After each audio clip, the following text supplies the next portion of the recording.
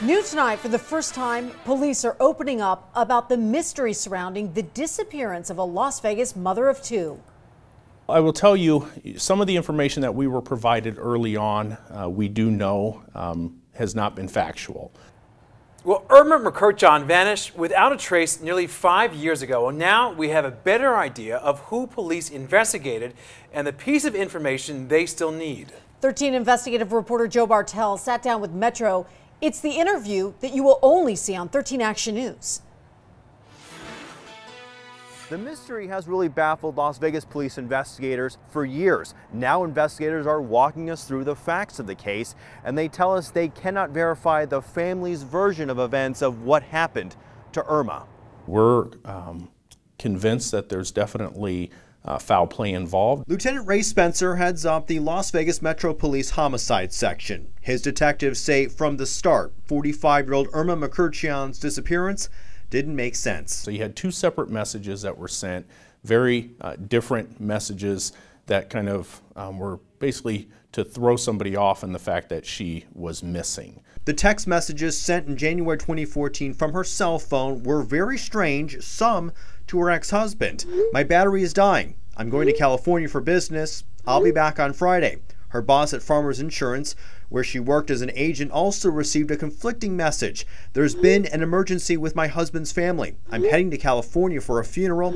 I'll be back on Friday." There was some cell phone data that we have analyzed that we know when we were told that she left to go to work, we know that she never left with her phone. Irma's car was found within a mile of her home, the key hidden behind the gas tank lid. The home she shared with her ex-husband near Fort Apache and Desert Inn was also searched. A series of search warrants were served. A large sum of cash was collected. Even wiretaps on her family still didn't provide the answers investigators need. You know, is there somebody who wanted her to cause harm to her? Those are things that we're going to look at. Does she have a reason to leave? Are there other factors that could play? But again, early on in the investigation, we did focus with family members from the beginning. As the days stretched into weeks, months, and now years, her brother David McCurchon, who now lives in New York, wants answers. We see her there over your left shoulder. You must think about her every day. Yeah.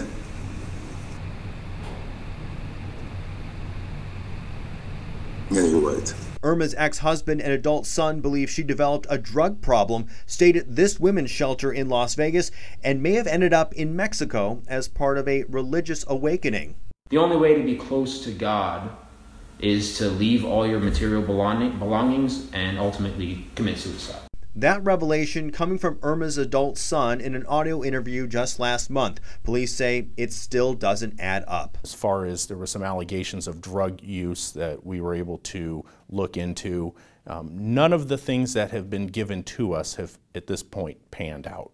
Now, 5 years later, the case is cold. Despite that, detectives say Irma's case will never close. For the family and anybody looking for answers, you know, I tell you never to lose hope, because those cases always can have an ending if the right person comes forward or the right piece of evidence is found.